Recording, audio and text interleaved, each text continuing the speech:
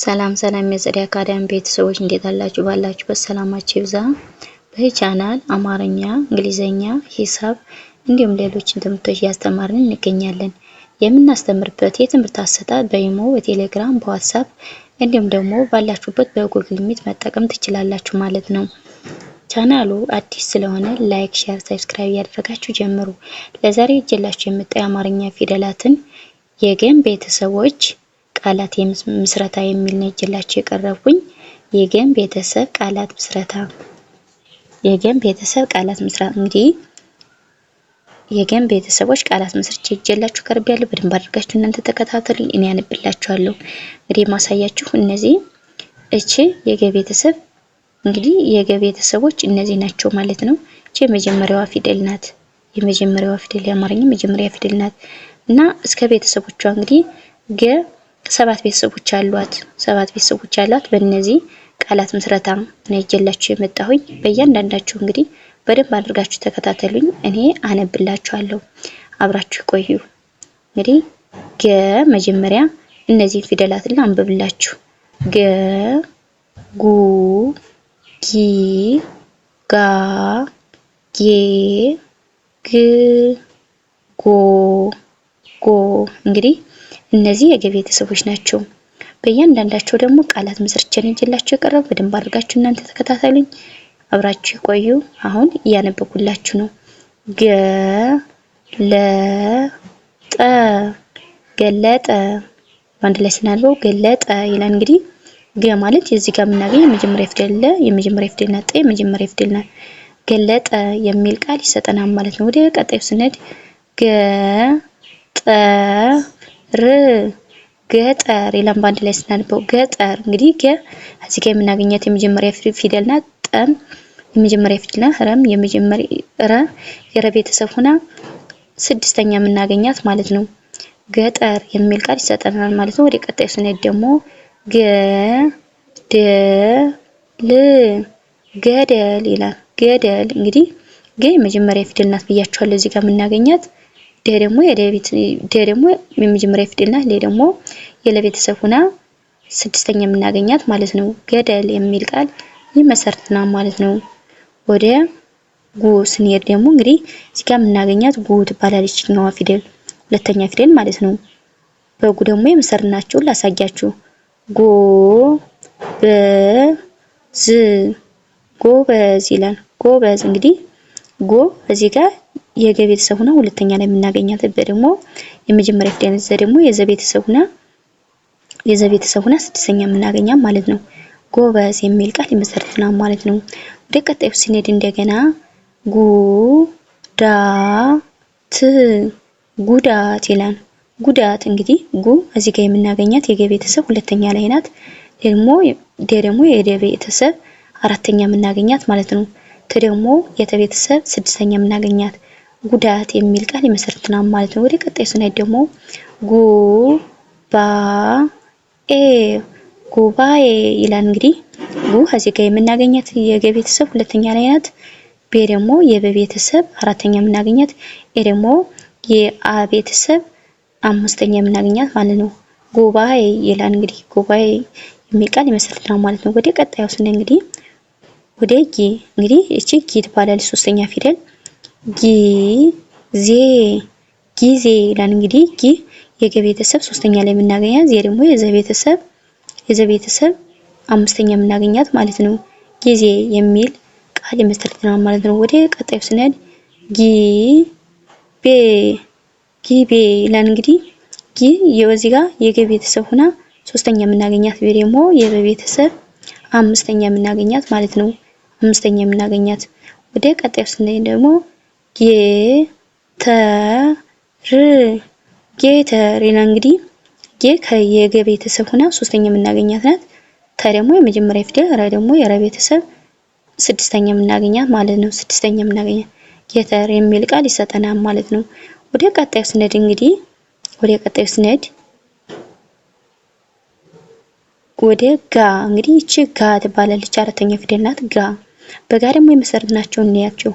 ጋ ዜ ጣ ጋዜጣ ይላል። ጋዜጣ እንግዲህ ጋ የገ ቤተሰብ ሆና አራተኛ የምናገኛት፣ ዜ ደግሞ የዘ ቤተሰብ አምስተኛ የምናገኛት ናት። የ ደግሞ የጠ ቤተሰብ አራተኛ የምናገኛት ማለት ነው። ጋዜጣ የሚል ቃል ይመሰርትና ማለት ነው። ወደ ቀጣዩ ስንሄድ ደግሞ ጋ ን ቤ ላ ጋምቤላ ይላል። ባንድ ላይ ስናነብ ጋምቤላ እንግዲህ ጋ እዚህ ጋር የምናገኛት የገ ቤተሰብ አራተኛ ላይ የምናገኛት ናት ማለት ነው። ይሄ ደግሞ የነ ቤተሰብ ስድስተኛ የምናገኛት፣ ይሄ ደግሞ የበ ቤተሰብ አምስተኛ፣ ላ ደግሞ የለ ቤተሰብ አራተኛ፣ ጋምቤላ የሚል ቃል ይመሰርትናል ማለት ነው። ወደ ቀጣዩ ስንሄድ ደግሞ ጋ ሬ ጋሬ ይላል። እንግዲህ ጋሬ እንግዲህ ገ እዚህ ጋር የምናጋ የገ ቤተሰብ ሆና እዚህ ጋር ጋ የምናገኛት አራተኛ ፊደል ናት ማለት ነው። ይሄ ደግሞ የረ ቤተሰብ አምስተኛ የምናገኛት ማለት ነው። ጋሬ የሚል ቃል ይመሰርትናል ማለት ነው። ወደ ቀጣዩ ስንሄድ እንግዲህ ወደ ጌ እንግዲህ እቺ ጌ ትባላለች። ጌ በጌ ደግሞ የመሰርናቸው ማለት ነው። ጌ ታ ቸ ው ጌታቸው ይላል። ጌታቸው እንግዲህ ጌ የገ ቤተሰብ ሆና አምስተኛ የምናገኛት፣ ታ ደግሞ የተ ቤተሰብ አራተኛ የምናገኛት፣ ቸው ደግሞ ቸ መጀመሪያ ፊደል ነው። ወ ደግሞ የወ ቤተሰብ ሁለተኛ የምናገኛት ጌታቸው የሚል ቃል ይመሰርትናል ማለት ነው። ወደ ቀጣዩ ስንሄድ ጌታ ጌታ ይላል። እንግዲህ ጌ የገ ቤተሰብ ሆና አምስተኛ የምናገኛት ነው ማለት ነው። ታ ደግሞ የተ ቤተሰብ አራተኛ የምናገኛት ማለት ነው። ጌታ የሚል ቃል ይመሰርትልናል ማለት ነው። ወደ ቀጣዩ ስንሄድ ጌታ ሁ ን ጌታ ሁን ይላል። እንግዲህ የገ ቤተሰብ አምስተኛ የምናገኛት ነው ማለት ነው። ተ ደግሞ የመጀመሪያ ፊደል፣ ሁ ደግሞ የሀ ቤተሰብ ሁለተኛ የምናገኛት ማለት ነው። እኔ ደግሞ የነ ቤተሰብ ስድስተኛ የምናገኛት ማለት ነው። ጌታ ሁን የሚል ቃል ይመሰርትልናል ማለት ነው። ወደ ቀጣዩ ስንሄድ ደግሞ ወደ ግ እንግዲህ እቺ ግ ትባላለች። ግ እንግዲህ ስድስተኛ ፊደል ማለት ነው። በግ ደግሞ የመሰርትናቸውን ላሳያችሁ። ግ ብ ር ግብር ይላል። እንግዲህ ግ ማለት የገ ቤተሰብ ሆና ስድስተኛ የምናገኛት ማለት ነው። ብ ደግሞ የበ ቤተሰብ ስድስተኛ የምናገኛት፣ ር ደግሞ የረ ቤተሰብ ስድስተኛ የምናገኛት ማለት ነው። ግብር የሚል ቃል ይመሰርትልናል ማለት ነው። እነዚህ ስድስተኛ የምናገኛቸው ፊደሎች ናቸው ማለት ነው። ወደ ቀጣይ ስንሄድ እንግዲህ ግ ብ ጽ ግብጽ ይላል። ግብጽ እንግዲህ ግ የገ ቤተሰብ እዚህ ጋር የምናገኛት የገ ቤተሰብ ሆና ስድስተኛዋ ማለት ነው። ብ ደግሞ የበ ቤተሰብ ስድስተኛ የምናገኛት ማለት ነው። ጽ ደግሞ የጸ ቤተሰብ ስድስተኛ፣ ግብጽ የሚል ቃል ይመሰርትልናል ማለት ነው።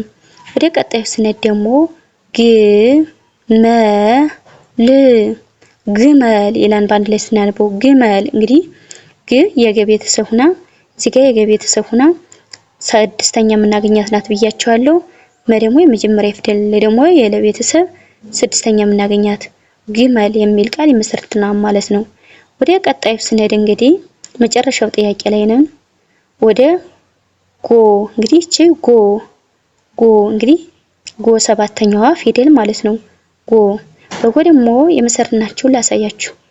ጎ ረ ቤ ት ጎረቤት ይላል። ባንድ ላይ ስናነበው ጎረቤት እንግዲህ ጎ የገ ቤተሰብ ሆና እዚህ ጋር የምናገኛት የገ ቤተሰብ ሆና ሰባተኛዋ ማለት ነው።